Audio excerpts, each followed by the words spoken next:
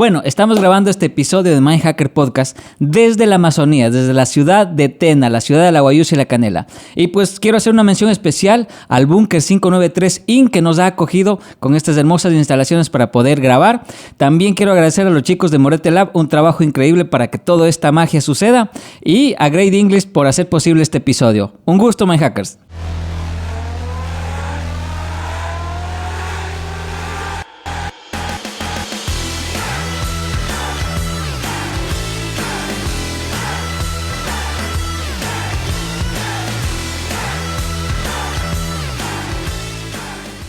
Bienvenidos a Mindhacker Podcast, yo soy Danilo Jacome y siempre en este podcast traemos a los líderes de opinión o a las personas que están detrás de grandes empresas, de grandes proyectos, de grandes negocios, tratando de romperla todos los días. Qué gusto el día tener a un invitado de lujo. Él es Vladimir Dagua, él es gerente general en Callari, una empresa ecuatoriana que se dedica no solamente a la producción, sino también a la exportación de cacao en grano y también la producción como tal del chocolate, del increíble chocolate ecuatoriano que se difunde a través del mundo.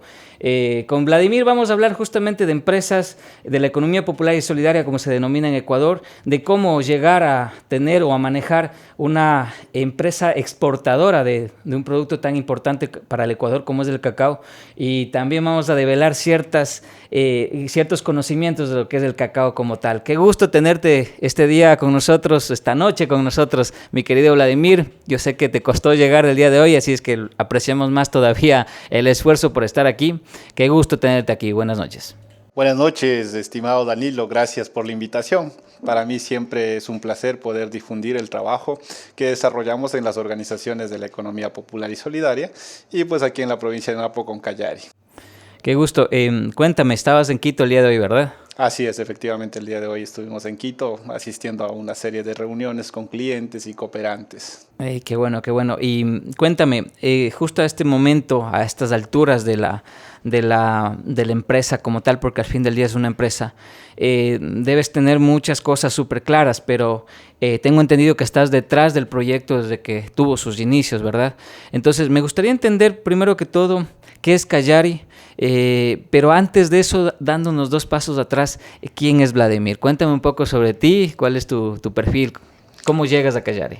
Bueno, yo soy de la parroquia Guano, ya está de aquí a unos 45 minutos en vehículo, de un barrio que se llama San Rafael, que está frente a la Casa del Suizo, creo que es muy conocido. Y bueno, pues hice mis estudios primarios en la escuela San Leonardo Murialdo, ahora Unidad Educativa Otorinoto Escato.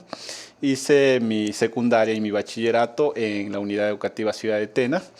Hice un pregrado en Administración Turística en la Universidad Nacional de Loja y ahora estoy culminando un posgrado en Relaciones Internacionales con mención en Comercio Exterior y Negocios Internacionales en el Instituto de Altos Estudios Nacionales.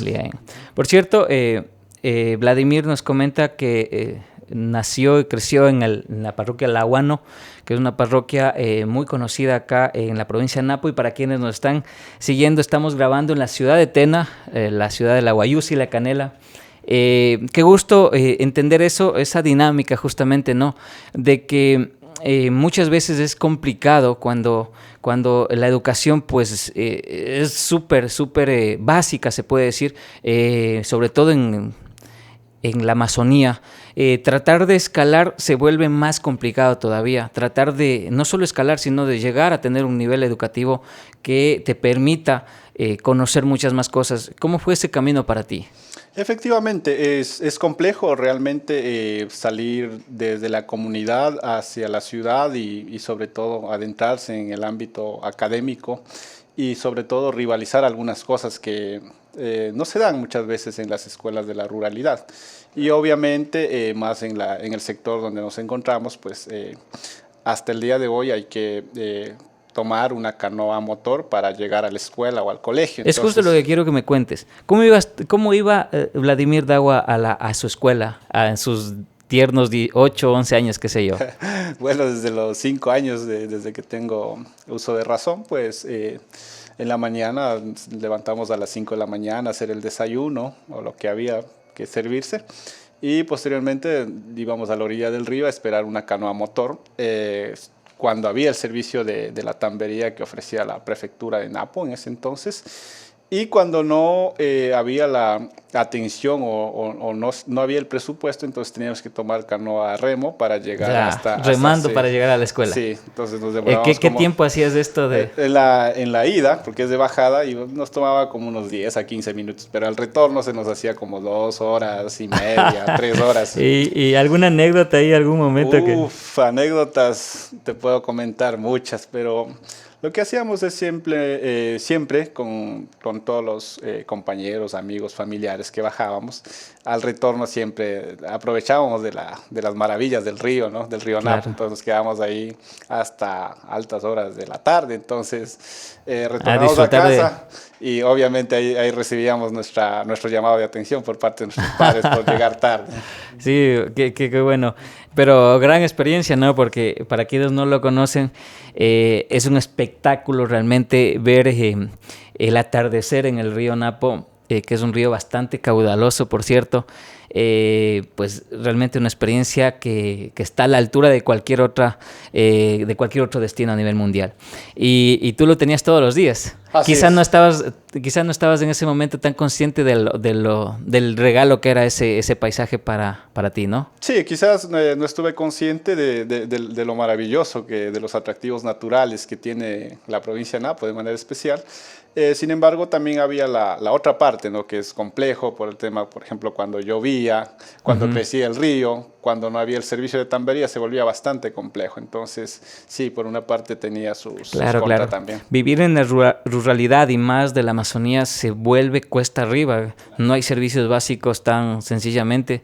No sé si tú, recuerdas haber tenido luz eléctrica en ese momento. Hasta al sector donde yo vivía llegó al año 2010 el servicio de energía eléctrica. O sea, antes del 2010 no tenías electricidad. No, ¿cómo hacías de los deberes? Se usaba chimbuzo o generador cuando había recursos y mis padres disponían de algo de recursos, se compraba combustible para en las noches poder hacer uso de ¡Qué la bárbaro! energía. Sí, hacer deberes con luz artificial básicamente, pero sin luz eléctrica, ¿no? Claro. Vaya, y cómo y luego de esa experiencia me dices que estudiaste la secundaria.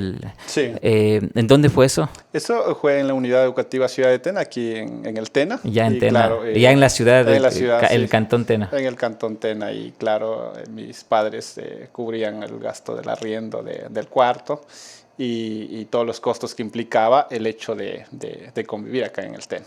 Ok. Uh-huh. Y a partir de eso, mira, y quiero ser muy cauto con lo que voy a decir, pero creo que es un tema que hay que abordar. Resulta que yo he hablado con muchas personas, sobre todo de la ruralidad, que su fin máximo es graduarse del colegio y no están pensando en la universidad, no lo tienen siquiera en el radar. Claro. Y dicen, pues no, o sea, ¿para qué? Si yo quiero empezar a trabajar. Y es mucho más común, como digo, en la ruralidad que quizá en las grandes ciudades.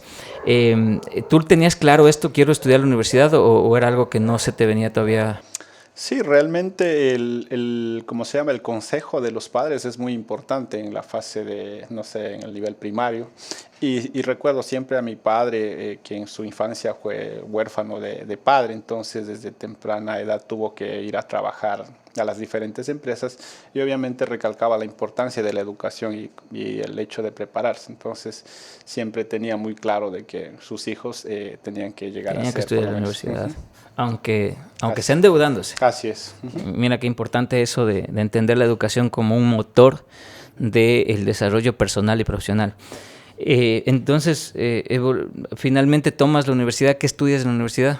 En la universidad estudio administración turística y claro, por el mismo hecho de que Aguano es una parroquia sumamente turística. Y obviamente hay que aprovechar esos espacios y potenciar el tema turístico. Entonces, por eso es que decidí tomar esa carrera.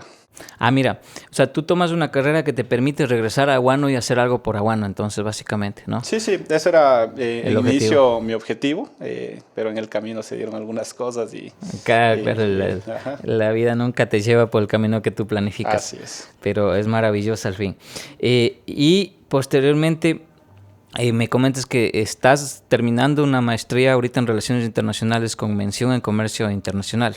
Sí, con En mención el en IAEN. comercio exterior y negocios internacionales. Ok, oye, Sí. bárbaro.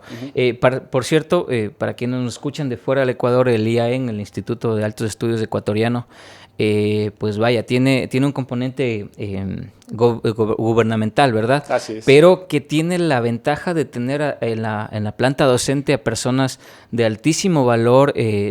Tienes ahí a ministros, a exministros como profesor de estudios, tienes a gente que ha hecho mucho y que realmente puede hablarte desde la práctica y no desde únicamente la teoría.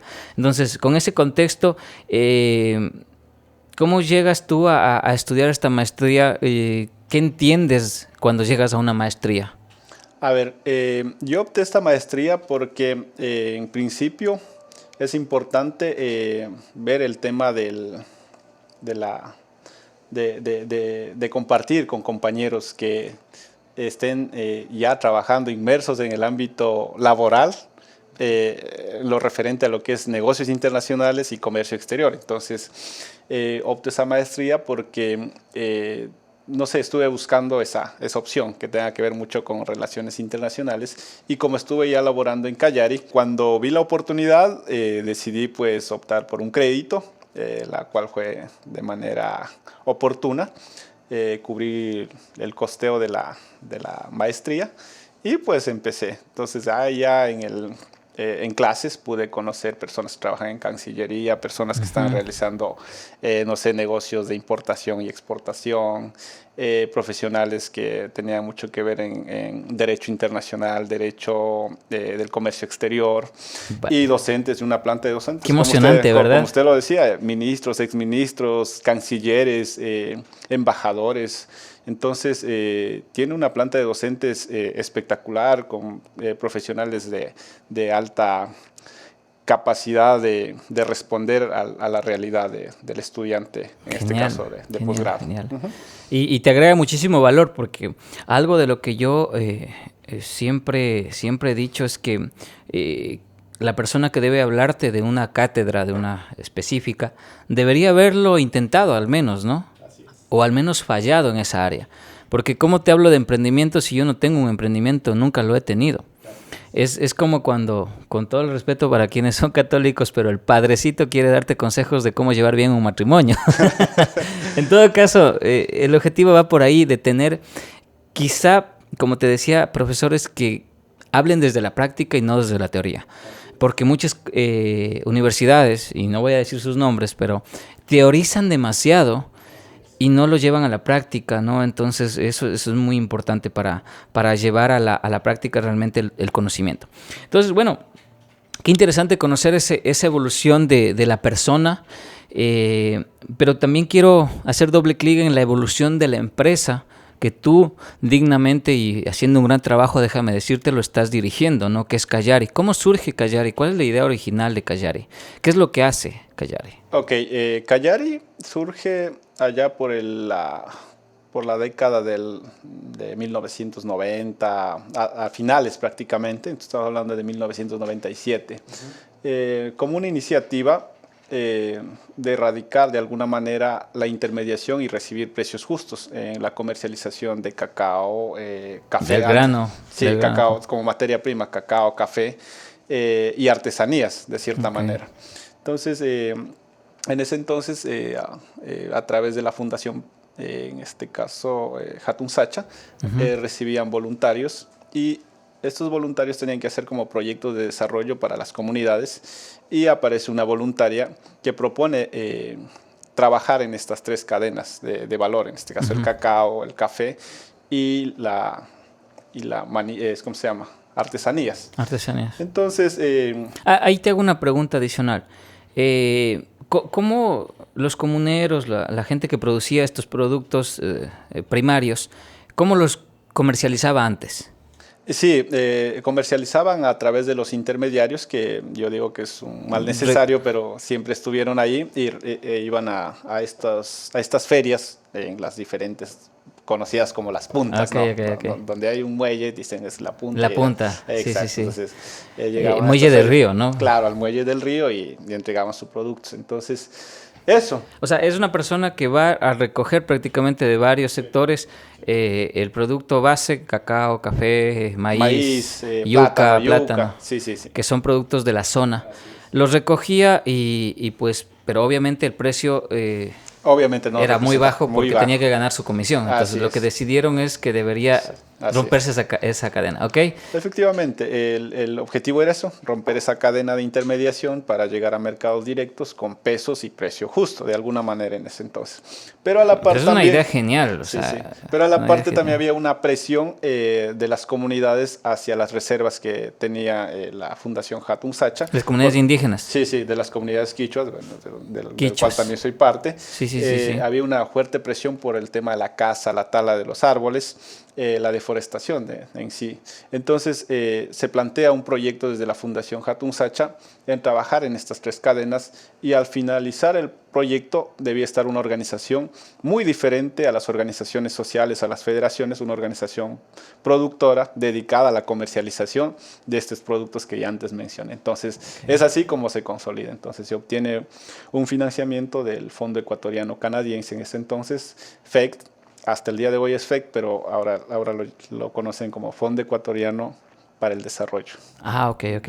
Pero que tiene fondos canadienses. Ajá, que en su momento tenía. ¿Era fondos reembolsables o no No reembolsables? reembolsables, fondos no Ok. reembolsables que vinieron a través de esta cooperación y es así como en el año 2003, el 10 de diciembre del 2003, obtienen la personería jurídica los dirigentes de ese entonces como una asociación productora, quizás la primera en la región amazónica. La primera en la región amazónica, claro. Así es. Y la primera también que surge desde los productores, ¿no? Así es.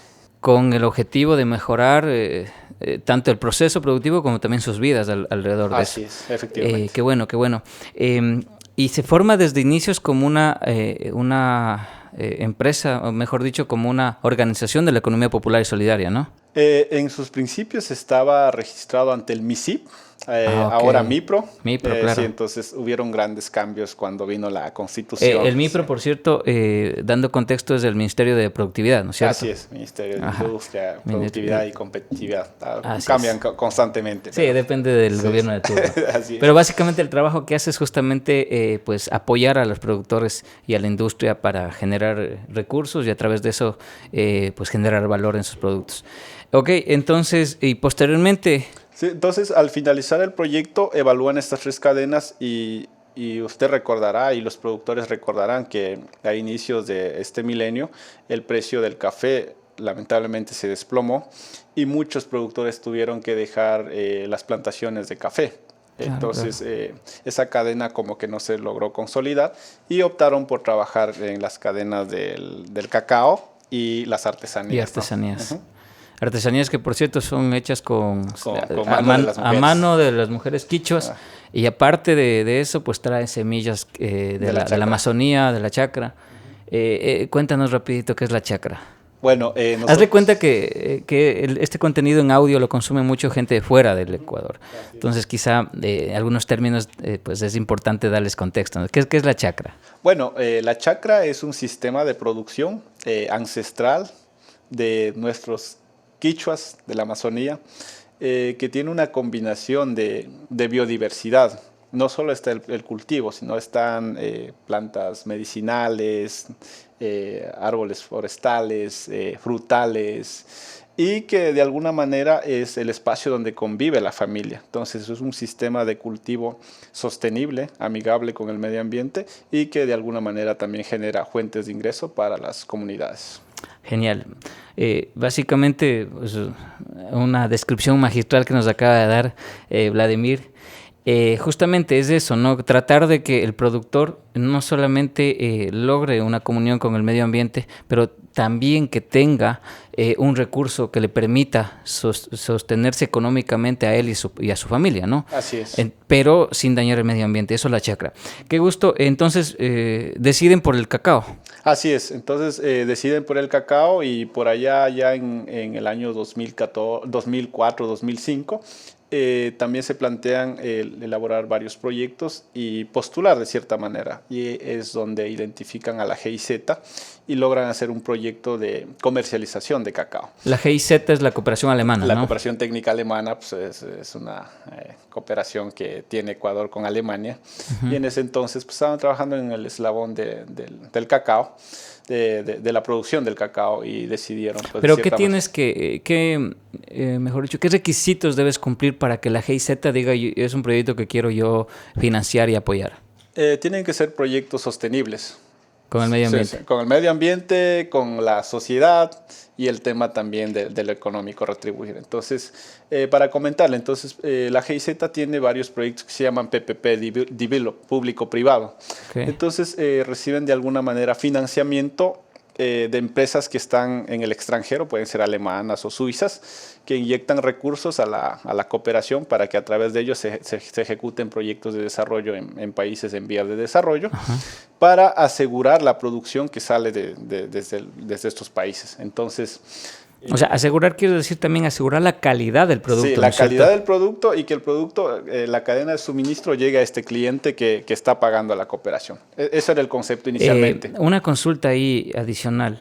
Esto vendría siendo prácticamente hacer un análisis de denominación de origen para obtener un gran producto que se pueda ser exportado, ¿verdad? Sí, efectivamente. Lo que el cliente quiere es asegurar la calidad y el volumen del producto a través de este proyecto de cooperación. Entonces dan asistencia técnica, brindan, no sé, soporte en varios procesos que lleva el cacao. Hicieron el círculo con atraerte clientes. Exactamente, es el mismo cliente. Por eso se llama público-privado esos proyectos. Entonces, la empresa suiza se apuntó a este proyecto y fueron los primeros que llegaron acá a visitar. Usted recordará en el año 2005 con las vías que estaban en pésimas condiciones. Que no han dejado de estar, ¿no? No han dejado de estar, ¿no?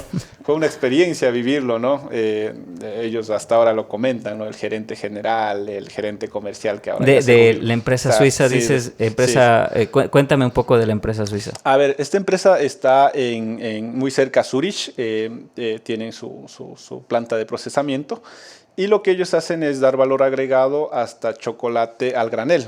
Y trabajan con tiendas que se dedican a hacer pralinas, trufas, bombones. Y ese es el nicho de mercado que Suiza tiene en este momento. Suiza consume ese tipo de productos. Suiza es uno de los mejores chocolates del mundo, ¿no? Así es. Vaya, y es así que llegan ellos y te visitan la primera vez en Tena. Sí, llegan y visitan a Tena a conocer el centro de acopio. En ese entonces Callari tenía rentado una oficina, bodega, centro de acopio por el sector del terminal terrestre. Que no cumplía las características de oficina. Claro, obviamente. Y el centro de acopio no estaba centralizado, entonces estaban comprando cacao que el productor de alguna manera hacía el proceso del beneficiado, fermentación, secado, y venían a vender el producto hasta la ciudad del Tena.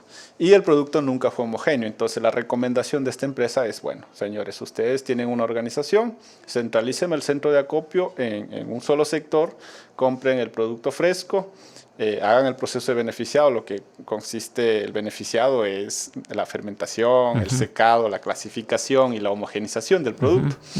Entonces, fue una experiencia el hecho de que Callari en el 2005 esté exportando su primer contenedor de cacao. 2005.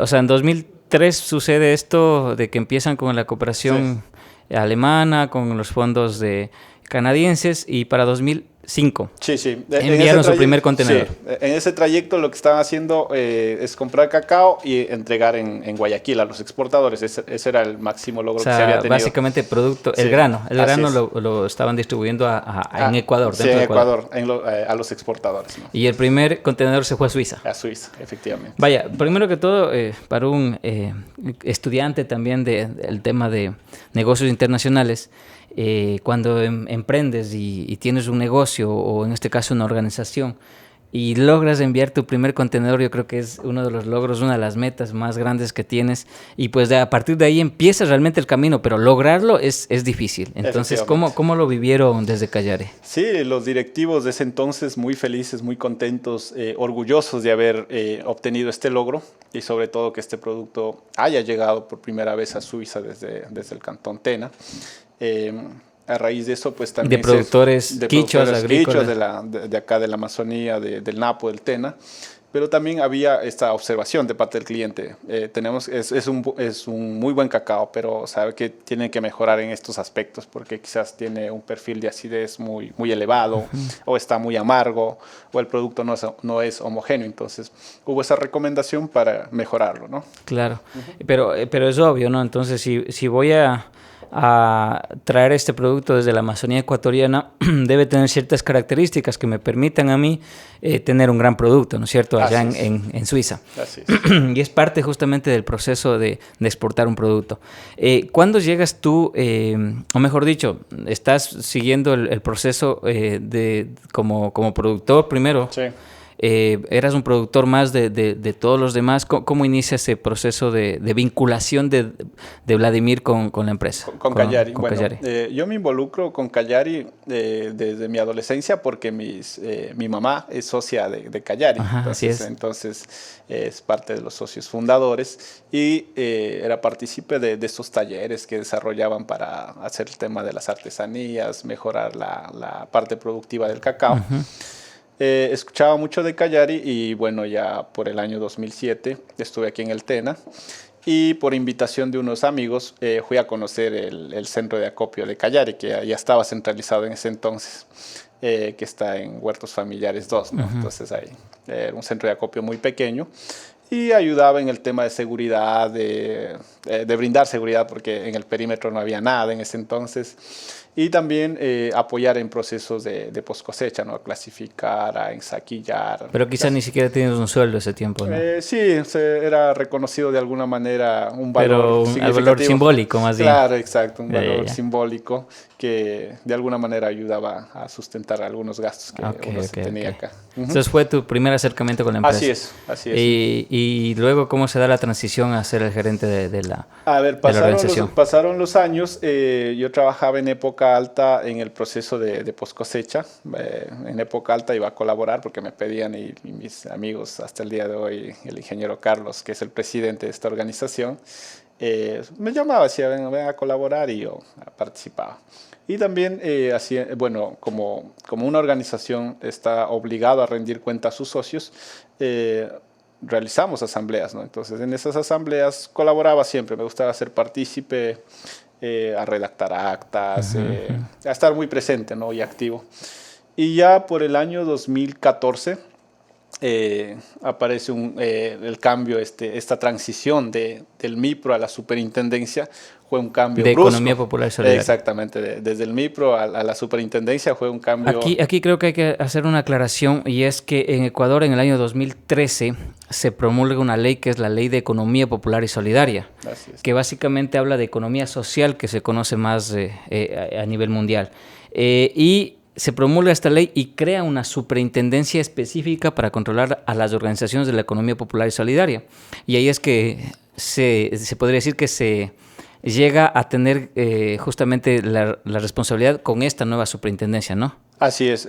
A raíz de la nueva constitución hubieron cambios que en el camino fueron trabajando en una ley y después en un reglamento a la ley. Entonces, ya con el reglamento en mano, pues lo que decidieron es hacer el traspaso de algunas organizaciones. Y eso implicó que las organizaciones productoras que estaban en el MIPRO manejaban un modelo de gestión diferente. Claro. Tuvieron que realmente ver un cambio de 180 grados, ¿no? Entonces, en ese proceso lo que necesitaba la gente es gente que conozca, gente que esté dispuesto a trabajar, a colaborar, porque ya aparece una junta de vigilancia, aparece una junta directiva, aparece un administrador, un gerente, y con algunos vacíos legales había que interpretarlos. Entonces, de alguna manera, es una ley que yo siempre estoy ahí como diciendo, bueno, las autoridades tienen que promulgar el cambio de esta ley, tienen que ajustar, tienen que enfocarse en ello, ¿no? Es una sugerencia para las autoridades. A las autoridades que nos están escuchando, sobre todo a nuestros queridos asambleístas, que son los llamados a hacer cambios normativos, ¿no? Y bueno, pero en todo caso, créeme, yo personalmente que he tratado este tema de la economía popular solidaria o la economía social, Ecuador tiene varios pasos dados que a muchos países le dan envidia, incluso el hecho de que se pueda de alguna manera formalizar y hay una superintendencia y una normativa que debe tener muchísimos errores. eso no está en tela de duda, pero lo que sí es cierto es que Ecuador ha dado esos pasos para visibilizar primero que todo a muchas organizaciones y luego pues que tengan también su normativa propia. Entonces, cuando surge esto, resulta que requieren una estructura también, ¿no? Entonces, consejo de administración, de vigilancia, necesitan un representante legal. Un gerente. Entonces fue todo un proceso, ¿no? Y el desconocimiento, y con ese vacío, porque por un lado está el segmento de las cooperativas que tienen sistema financiero. Claro, el sistema financiero, las cooperativas de vivienda, las cooperativas de producción. Estas tenían ya su reglamento y de alguna manera algunos parámetros, pero el del sector asociativo con 4 artículos en la ley y 4 artículos en el reglamento de la ley no puedes hacer nada más que interpretar a tu manera. Entonces fue un proceso de... Lo que no está normado, invéntatelo. Así es. Entonces pasaron 2 años y yo colaboré ahí en esa fase a documentar, a estar con los del IEPS que estuvieron también colaborando en el Instituto Ecuatoriano de Economía Popular y Solidaria. Así es. Entonces ahí trabajando conocí a algunos amigos que son grandes amigos hoy en día.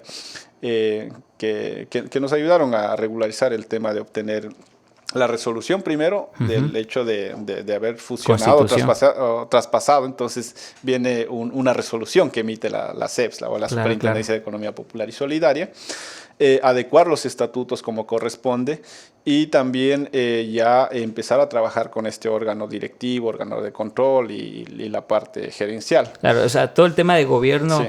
Cooperativo que es dentro de una organización. Sí, cambió totalmente y fueron años muy duros. Pero ahí es donde ya te vinculas de alguna manera como gerente general. Me vinculo, sí. No inicialmente, estuve colaborando ahí de voluntario, por así decirlo.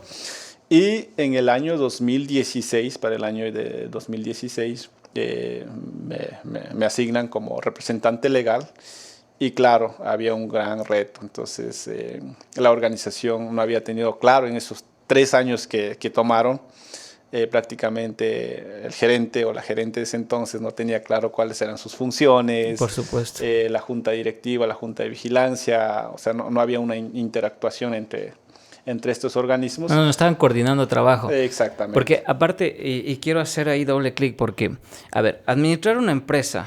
Porque al fin del día es una empresa, yo siempre insisto con esto, por más que sea de la economía popular y solidaria, por más que digamos que no tenga fines de lucro, el tema es que al fin del día tienes que ser rentable y eso es una empresa. Así es. Entonces, claro, administrar, venir del trabajo asociativo, del trabajo colaborativo, de quizá incluso de la chacra, muchas personas, a entender que tienes que tener una estructura de gobierno interno y que aparte se debe tomar decisiones estratégicas y todo eso. ¿Cómo lo viviste tú? Sí, realmente ahí agradezco el apoyo porque quizás en las universidades no nos enseñan a hacer planes estratégicos, planes operativos, que los términos de referencia y un sinnúmero de cosas que uno ya aprende en el ámbito laboral. Entonces, aparecieron algunos organismos de cooperación como el FEC mismo nuevamente en esa fase ya de transición que le tomó, o sea, le costó a la organización, perdió recursos, perdió clientes porque en ese desfase no estaba claro. No estabas a la altura para poder vender. Exactamente, entonces se tomaron decisiones como erróneas y para mí era un reto el asumir en el 2016 una organización que había generado de alguna manera pérdidas y asumir con un personal que estaba desmotivado, una nueva junta directiva, una nueva junta de vigilancia. Sin embargo, se pudo elaborar un plan operativo, yo digo, de manera como contingente, ¿no? Y a través de eso, pues también contemplaba hacer un plan estratégico en ese plazo mismo. Entonces hicimos un plan estratégico y el plan operativo que era de mediados de 2016 hasta diciembre. Organizamos muy bien, hablamos con los clientes, se logró estabilizar a la organización y empezamos en el 2017 a trabajar muy fuertemente, agresivamente en la parte productiva, en la parte de la calidad y también retomar ya con los clientes. Sí. Retomar clientes perdidos por el tema. Sí, perdidos prácticamente, algunos que no se retiraron, estuvieron ahí a la espera de que la organización se estabilice y ventajosamente con la confianza que tenían con el personal que había trabajado anteriormente hasta el año 2000, hasta antes de la transición, regresó el presidente y obviamente hicimos un gran equipo para Genial, trabajar. genial. Bueno, me dirás tú, pero el tema de esto, de la asociatividad, el tema de las organizaciones de la economía popular y solidaria, al fin del día, cómo funciona con democracia, y lamentablemente la democracia es imperfecta, puede traer consigo también ciertas barreras, ciertas limitantes para una empresa de esta categoría, ¿no? Que quiere llegar a mercados internacionales con altísima calidad. Pero, ¿cómo afecta este tema que te digo, el asociativo, el tema de la democracia, cuando no hay un buen gobierno interno? ¿Cómo lo mejoras? Yo pienso que la democracia hasta cierto punto es muy bueno, pero cuando hay intereses personales, ahí se distorsiona totalmente en una asociación. Entonces, cuando hay intereses personales que vienen ya con su agenda, es lo que afecta a las organizaciones de la economía popular y solidaria. Pero si hay personas, socios comprometidos que quieren ser parte de un directorio, pues creo que eso ayuda, más bien un beneficio fortalece. mutuo, ¿no? Así es, fortalece, entiende el horizonte que busca en este caso el gerente con su equipo de trabajo en la parte administrativa y en la parte operativa. Pero ¿cómo lidias tú el día a día de, hombre, mientras más personas con una idea y se puede decir, con una partecita de la verdad, todo el mundo tiene una partecita de la verdad, o sea, tú tampoco tienes la verdad absoluta, pero ¿cómo lidias en el día a día tienes juntas de vigilancia, juntas de administración, tienes la Junta General de Socios también, debes tener también al presidente y cosas así? ¿Cómo lidias para poder demostrar tu visión y que esa visión sea la aceptada y el camino estratégico que toma la organización? Acabas de tocar un punto muy importante. ¿Y cómo lidio? Le cuento una experiencia. En el año 2018 vienen unos funcionarios de la Superintendencia de Economía Popular y Solidaria a mi oficina y me entregan una notificación. Funcionarios que, por cierto, nunca estuvieron en una asociación, ¿no? Exacto, llegan y me entregan una notificación para realizar una preauditoría. Hay que entender que el Ecuador hoy en día tendrá, no sé, más de 15.000 organizaciones. En ese entonces tenían mapeados como 13.000 organizaciones asociativas. Entonces, no sé. De las 13.000 dijeron callar. Sí, vamos a hacer una Vladimir me auditoría cae mal, abran ese expediente. Sí. Entonces, vienen y claro, la auditoría de 3 años y me tuvieron, o nos tuvieron sentados a los involucrados directamente. ¿Qué año fue eso? En el año 2018. Okay. Entonces, pasamos sentados casi 6 meses revisando la información de los 3 años. Entonces, de alguna manera yo estoy agradecido con esta auditoría, porque pasé toda la auditoría sentado con ellos y entendiendo lo que ellos decían y también haciéndole entender la realidad de las asociaciones. Entonces, y hoy en día son grandes amigos estos auditores, el auditor líder, las auditoras que llegaron a la organización. Pero es que al punto al que quiero llegar ahí es que el conocimiento viene doble vía. Así es. Y qué bueno lo que tú dices, porque yo también soy de profesión auditor y resulta que cuando el auditor cree que lo sabe todo, se topa con la realidad de que la información viene de doble vía y el conocimiento viene de doble vía. Y si el auditor no es lo suficientemente abierto para conocer realmente la naturaleza del negocio al cual está auditando, porque todos los negocios son diferentes, es como los partidos de fútbol, todos los partidos de fútbol son diferentes. Así es. Entonces son un mundo diferente cada organización y cuando estás abierto a entender esa dinámica que tiene la organización, estás también en la posibilidad de conseguir entender realmente el negocio y por fin poder auditarlo de una manera adecuada. Así es. Entonces creo que llegamos a ese punto de converger entre los funcionarios de la superintendencia y los funcionarios de Callari. Comprendo. Entonces, ahí viene la parte de la corresponsabilidad de los socios, de los directivos, porque ahí les hacen entender, porque tuve una serie de reuniones con los socios, con los directivos, y el hecho del desconocimiento de la norma no te exime de responsabilidad. Entonces, había que entender claro, interpretar bien la norma para decir esto es. Entonces, yo tengo claro el panorama en la capacidad y en lo que está redactado. Entonces, les digo, señores, si es que ustedes toman este camino, señores, eso está aquí. Exacto.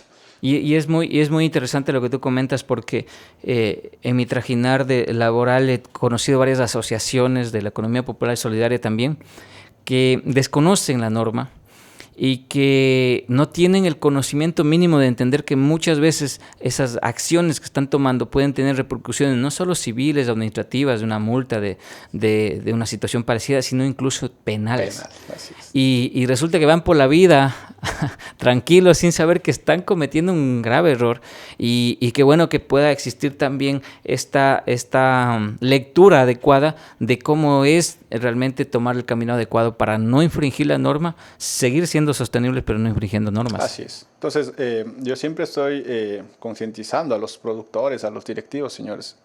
Les aclaro, o sea, el hecho de que tomen una decisión y se plasme con una firma, una resolución, y que vaya en contra de los principios que dicta la ley y el reglamento de la ley, no se puede. Entonces, siempre estoy tratando de sensibilizar, redactando textos, señores, esto no es viable por estas razones. Hecho las de abogado, yo digo. Entonces, pero siempre hay que estar en eso. Y hay una gran ventaja también. A raíz de estas auditorías salieron algunas observaciones que lo tomamos muy en cuenta para mejorar.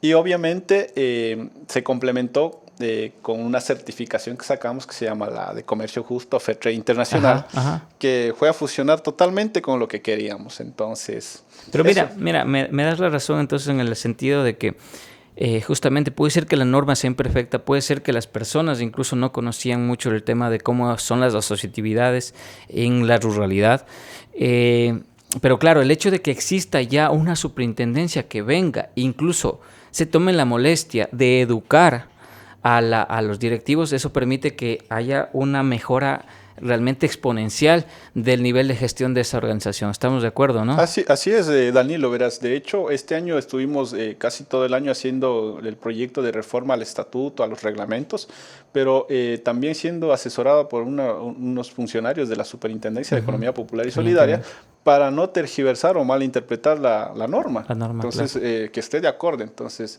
fue una experiencia muy, muy agradable, muy buena. Y claro, en el camino aparecen algunas resoluciones que emite la superintendencia y claro, ahí dice, bueno, se aclaró algunos temas de unos suplementos que le pusieron a la ley, al reglamento de la Ley de Economía Popular y Solidaria, en el que de alguna manera traspasan a la organización Callari al sector, al marco normativo que aplica para el sector de las cooperativas. Entonces ya se tiene un panorama más claro. Entonces, más claro. Si superas el número de 200 socios, tienes que tener una junta general de representantes. Ya no es todos los socios. Ya te aplica la normativa para el sector cooperativismo, entonces ya tienes todos los artículos. Entonces está claro, está más claro. Ok, qué bien. Sí, este tema de la asociatividad es muy importante y pues para quienes, yo sé que la audiencia lo valora porque al fin del día el tema de emprender muchas veces no es, realmente el emprendimiento nunca es solo, ¿no? Siempre vas a necesitar de otras personas, de otros negocios, de otras industrias para poder sacar adelante un producto. Pero bueno, ya hemos hablado de lo aburrido, ahora quiero hablar de lo divertido. Y lo divertido es el producto que nos traes a mostrar el día de hoy. El cacao como tal. Callari, ya hemos hablado del camino que ha tomado Callari hasta convertirse en una organización. Y es una organización que exporta cacao.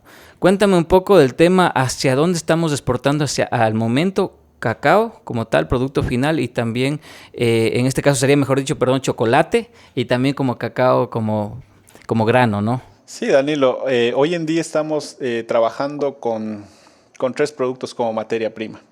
Es el cacao en grano, la guayusa y la vainilla natural de acá de la zona ecuatoriana. Y la vainilla que tiene un aroma.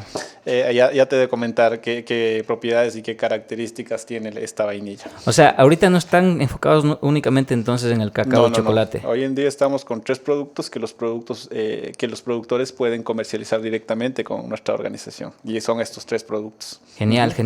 Y los chocolates ya pues, son el valor agregado que damos a cada producto. Entonces, estos chocolates, en total tenemos hasta el día de hoy 18 recetas de chocolates que están en el mercado. Este año hemos lanzado 3 productos nuevos, que es chocolate con almendra para paladar ecuatoriano, almendra y leche.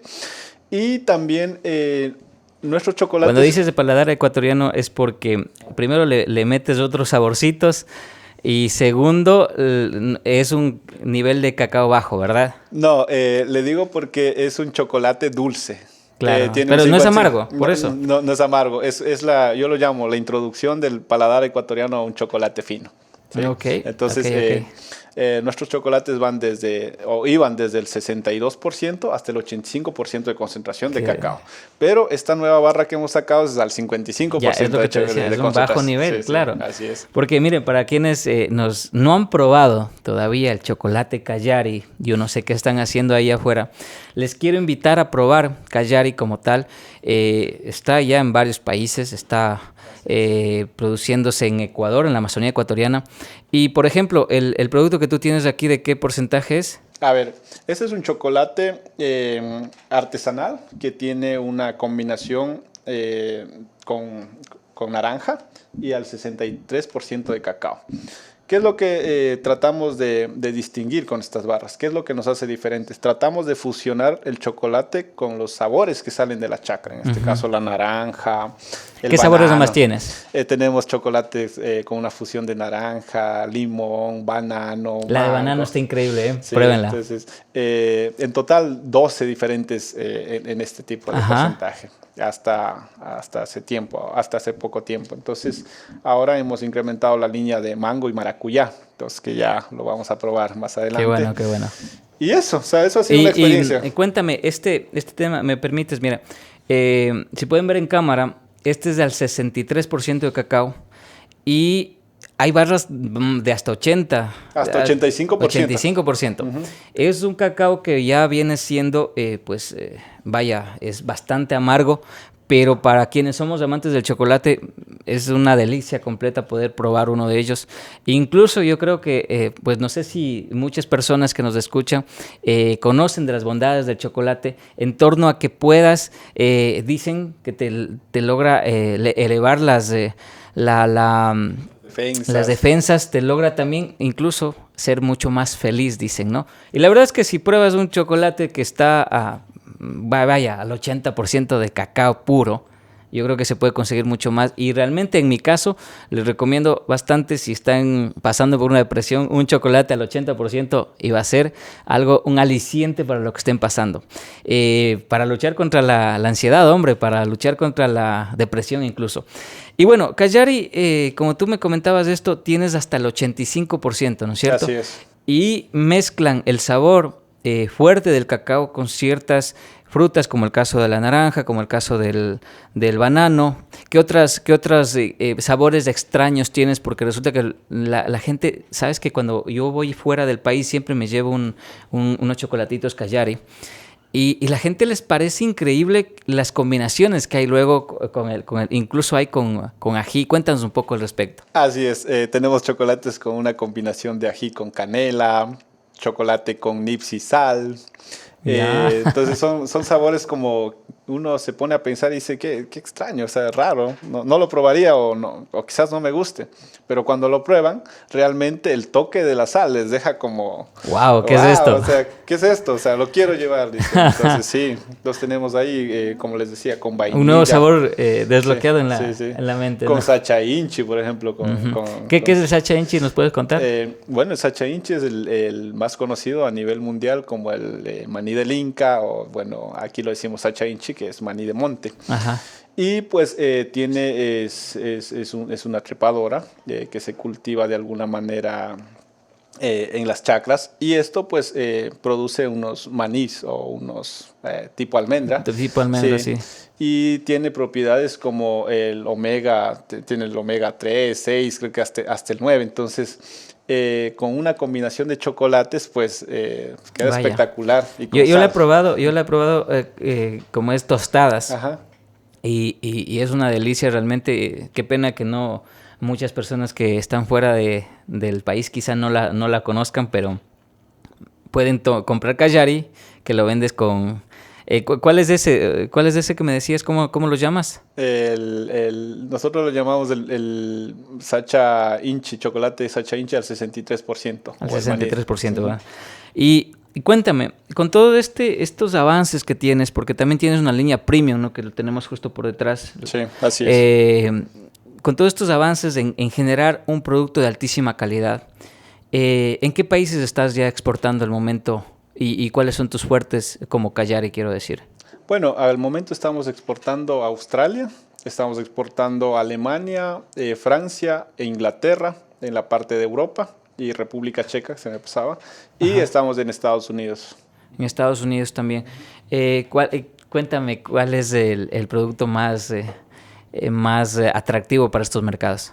A ver, el producto para Norteamérica, el producto que más se vende es la línea gourmet. Hay un nicho de mercado que prefiere productos orgánicos, productos puros y con un porcentaje elevado de cacao. Entonces, estos Callaris tienen el 70, 75 y el 85%. Para producción gourmet, o sea, para restaurantes y... No, este es para consumo directo, ¿no? Consumo directo, todas las barras de chocolate que nosotros hoy en día estamos ofertando en el mercado son chocolates para consumo directo, ni siquiera son chocolates a la taza, como la conocen. Bárbaro. Mira qué interesante esto, porque, como te decía, en las oportunidades en las que he podido sacar pecho diciendo que vengo de Ecuador y que hay un chocolate increíble que traigo en mis manos para brindarles, lo que más les llama la atención justo es eso, ¿no? Que tengan unos sabores tan extraños con sal, con frutas.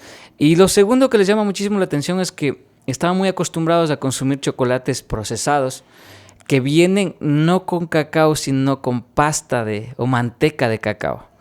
Sí, Ilústranos al respecto. A ver, el chocolate, como es conocido con las marcas más comerciales, bueno, son elaborados a partir de cáscara o mazorca de cacao en algunos casos, que me han comentado, no lo he visto. Madre mía. Entonces, igual con un cacao de bajísima calidad, un cacao estándar lo conocemos, el que comúnmente vemos que está secándose en la vía, que no tiene un cuidado. Entonces, de alguna manera, la materia prima es de baja calidad.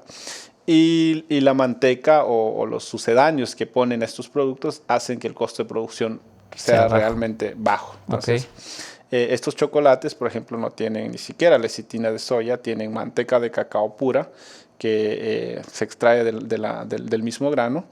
Y eso le hace especial porque hay que entender que esta manteca a los 27, 28 grados ya empieza a derretirse. Entonces el cuerpo nosotros lo tenemos a 36 grados y mucha gente dice el chocolate me va a engordar. Pero esto no lo va a engordar porque a los 28 grados ya se está disolviendo totalmente la manteca. Entonces, así que si está preocupado por subir de peso, no se preocupe que este producto no le va a subir de peso. Más bien la manteca es saludable, la manteca de cacao. De hecho, y les invito a nuestra audiencia a averiguar los beneficios del cacao. Y al ser una manteca vegetal, y más si consumes estos productos que son orgánicos, que no tienen, como tú dices, la lecitina de soya, que es un producto que puede efectivamente afectar la salud, realmente al ser un producto orgánico está dando más bien beneficios para que si estás pasando por problemas de sobrepeso puedas realmente transicionar a que tu cuerpo asimile mejor los nutrientes y puedas tener un mejor metabolismo, de hecho. Entonces, claro, el tema es... Ahorita ya la empresa es una empresa internacionalizada, ¿no es cierto? Así es. Es una empresa que está en varios mercados a nivel internacional y me dices que lo que más se consume son justamente el chocolate, pero altísimos, por encima del 60% de cómo es de cacao. ¿Qué otros productos me decías que están ahorita exportando? La vainilla natural. La vainilla, para los que no conocen, no es la vainilla que te venden en el envase en líquido. Esencia de vainilla. La esencia de vainilla, ese es un químico que no tiene nada que ver con la vainilla natural. Y lo que ofertamos hoy en día es una vainilla que es de una orquídea propia de acá, que lo hemos identificado, lo hemos domesticado en las chacras y cumple un proceso muy largo para elaborar, en este caso, polvo y fusionarlo con los chocolates. Hay que entender que todos los chocolates finos que tenemos tienen vainilla. Y la necesidad de producir vainilla aquí es justamente para sustituir las importaciones. Antes lo usábamos vainilla desde Madagascar. Hoy en día utilizamos vainilla. O sea, para producir el chocolate ecuatoriano de fino aroma, traías desde Madagascar vainilla. Así es. Entonces dijimos, vamos a producir acá mismo. Tenemos las vainillas ahí en las chacras, o está en la selva o en las islas. y empezamos a investigar, un proceso largo desde el año 2010 aproximadamente y hasta el día de hoy. Pues ¿Traes gente de otro lado para hacer ese estudio o cómo lo hiciste? Sabes que es una experiencia también que quisiera compartir, ¿no? Por supuesto, para eso estamos acá. Hay muchas cosas que están hechas y nosotros, como comúnmente decimos, nos ponemos a inventar el agua tibia. Entonces pasa que desde ese año, desde el 2010 hasta el 2017 aproximadamente, estuvimos como investigando, aquí mismo tratando de perfeccionar. Y cuando nos preguntamos y dijimos, ¿por qué no traemos expertos que ya saben en este cultivo? Traigamos expertos de México que de alguna manera ya tienen desarrollada la cadena, o de Madagascar, ¿por qué no? Entonces nos pusimos en contacto y trajimos un experto y nos resolvió todas las falencias que teníamos en cuestión de una semana. Ah, mira. Oye, qué buen hack este tema de acá.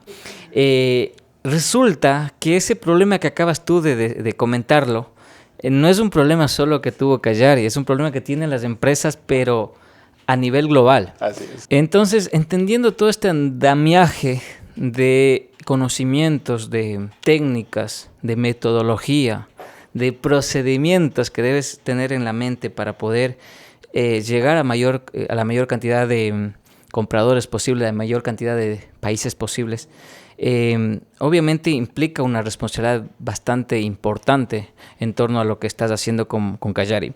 Y eso me lleva a la pregunta de, al fin del día, todo este tema de la técnica detrás de la práctica como tal, ¿cuáles son las cosas que tú más rescatas de tu tiempo ahí desde el 2016 hasta el momento? ¿Qué actividades crees o qué experiencias tú crees que debías haberlas conocido a tus inicios y que las has adquirido recientemente?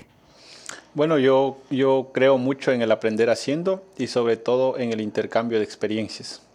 Pienso que un intercambio de experiencias es muy importante y esas son las experiencias que personalmente los he adquirido en mis salidas, tanto a nivel nacional o a nivel internacional, y adoptarlos a la medida que la organización en este momento está o en la situación en la que se encontraba en los años que ha pasado. Entonces, pienso que es una de las mejores experiencias que podemos hacer, y el tema de aprovechar los conocimientos que ya están desarrollados. Claro, no inventarse el agua tibia. No inventarse el agua tibia. Eso es clave, porque herramientas, conocimientos, expertos, ¿no es cierto? Están ahí. Porque acá podemos diferenciarnos en el sistema de producción, una historia detrás de cada producto, y eso es lo que ya tenemos. Entonces, complementar con el conocimiento que ya se ha desarrollado y tienen experiencia varios países en aquellos productos. Por supuesto.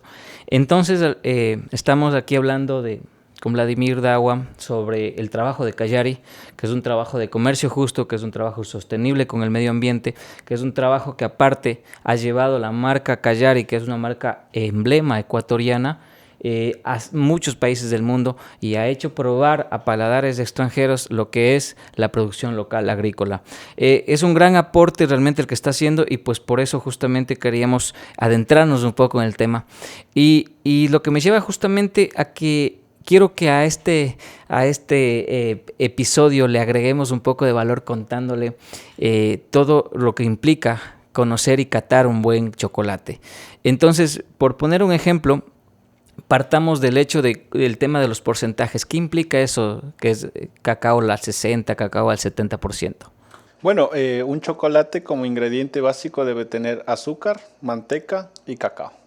Entonces, ese es el ingrediente básico para que sea un chocolate de alguna manera, para los que les guste probar el chocolate dulce, semi-amargo o amargo. Entonces, eso es como ingrediente básico. Y las combinaciones que se complementan para darle sabor es todos los sabores que ya le había mencionado anteriormente. Para hacer un buen chocolate se requiere el compromiso y el cumplimiento de todos, viniendo desde el productor. El productor tiene que seleccionar las mejores semillas, no tiene que mezclar con cacao de mala calidad, que se le conoce como monilla, o cacao tierno. ¿Y cuál es la variedad que se produce en las chacras napenses? En las chacras napenses se produce cacao nacional fino de aroma, cacao ecuatoriano, que son propios de la zona. Es el nombre completo, ¿no? Cacao fino de aroma. No, así es, cacao nacional fino de aroma. ¿Qué otras variedades existen en Ecuador, por ejemplo? En el Ecuador existen variedades como trinitarios, está el Super Árbol, la colección Castro Naranjal 51. Que en sus siglas, ¿cómo se denomina? CCN 51, este último. Es bastante conocida esa variedad, Sí, ¿no? sí. De hecho, el Ecuador creo que produce más del 50% de este cacao y es el que se comercializa a nivel Ajá, mundial. correcto. Y claro, el cacao fino de aroma viene prácticamente de la Amazonía, más que todo, ¿no es cierto? Así es, el origen es amazónico, el origen, debemos estar orgullosos que el origen sea ecuatoriano. Por supuesto. Bueno, historiadores ya han determinado que en Palanda pues se ha encontrado vestigios. ¿En Palanda Cocha? En Palanda, no, en Palanda Zamora. En Palanda Zamora, la ok. provincia de Zamora, donde han encontrado vestigios de cacao desde hace más de 5.000 años, entonces... Sí. Había visto yo la noticia y resulta que eso cambia por completo la historia del chocolate. Porque la historia del chocolate dice que tiene sus orígenes en México, con las culturas cuando lo mezclaban con el chile y pues había ya una bebida de chile con chocolate, mejor dicho, con cacao. Eso cambia un poco la historia, ¿verdad? Yo había leído esa noticia y no sé qué tanto revuelo tuvo en la comunidad internacional de que el cacao, o mejor dicho, los primeros vestigios de chocolate producido de una bebida de cacao surge en Ecuador y en la Amazonía del Ecuador. Así es. ¿Cómo cambia esto los libros de historia respecto al chocolate, al cacao? Bueno, hay que considerar que Ecuador a nivel mundial es considerado el primer productor de cacao nacional fino de aroma, ¿no? A nivel mundial. Entonces, eso de alguna manera ya tenía el prestigio el cacao ecuatoriano, pero más se complementa ya con el origen del cacao. Por supuesto.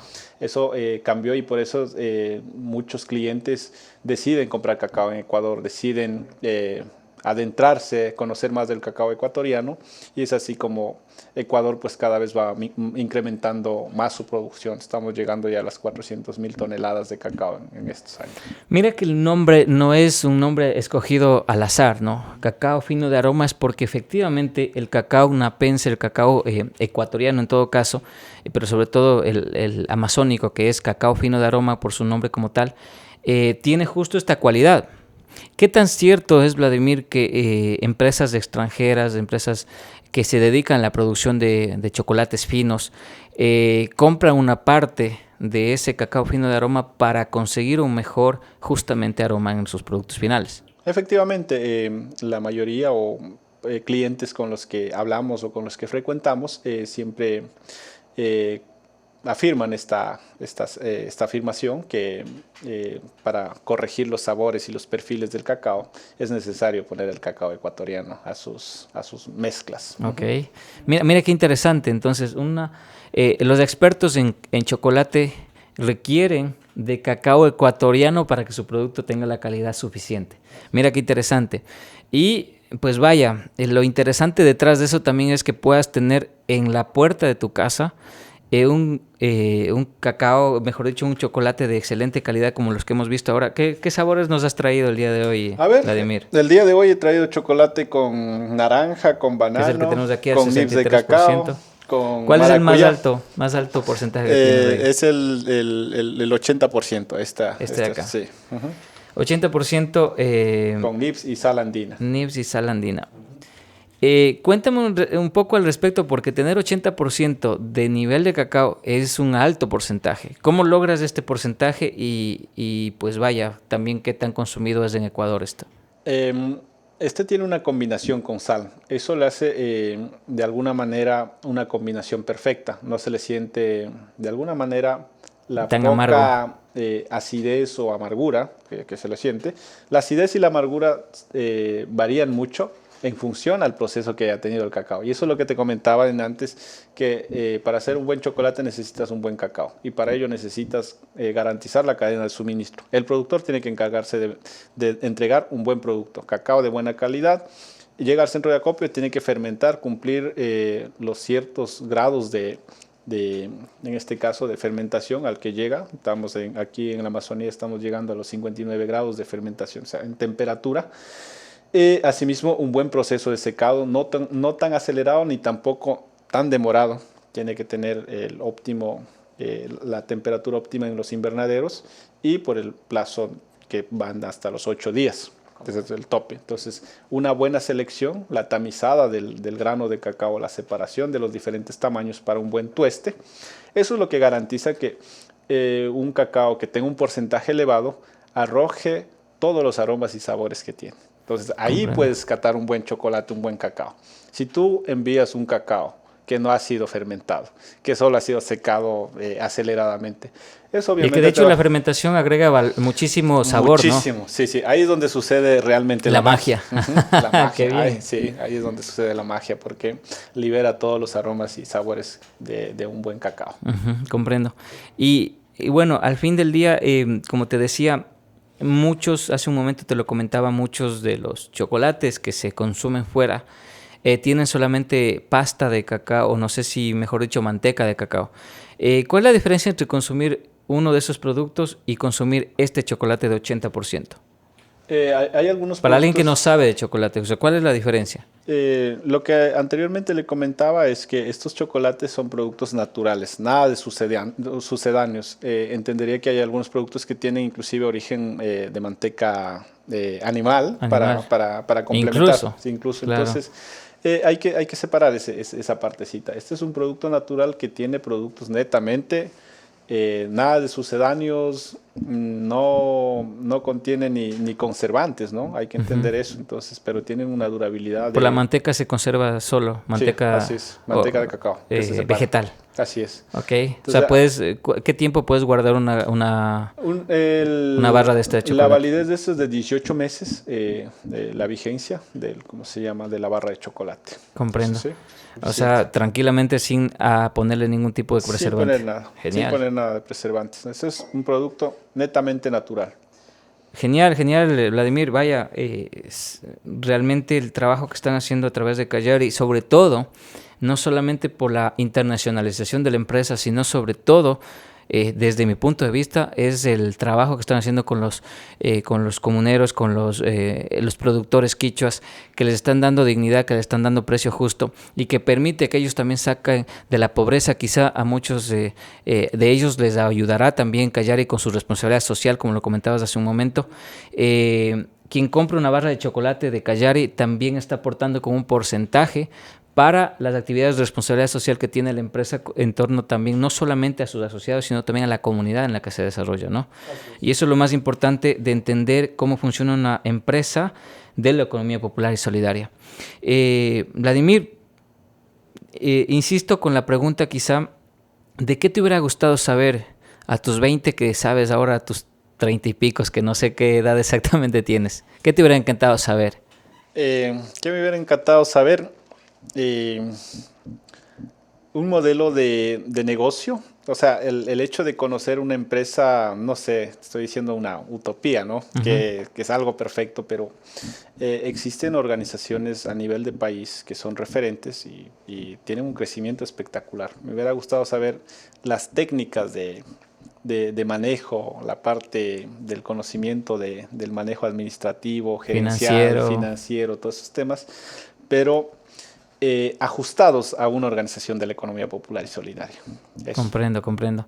Claro, entonces justamente el tema de administrar una empresa al fin del día es muy complicado, de administrar voluntades, sobre todo como el tema de la economía popular y solidaria, hay muchas voluntades que hay que tener en cuenta a la hora de tomar la decisión y claro, es algo de lo que es importante regresar a ver. Pero bueno, creo que estamos en la era de la comunicación en donde puedes tener acceso a información, como por ejemplo en este podcast. Alguien que esté escuchando y que quiere empezar un negocio de chocolate, en este podcast se ha convertido muchísima información de altísimo valor, de cómo iniciar, de qué aspectos tener en cuenta.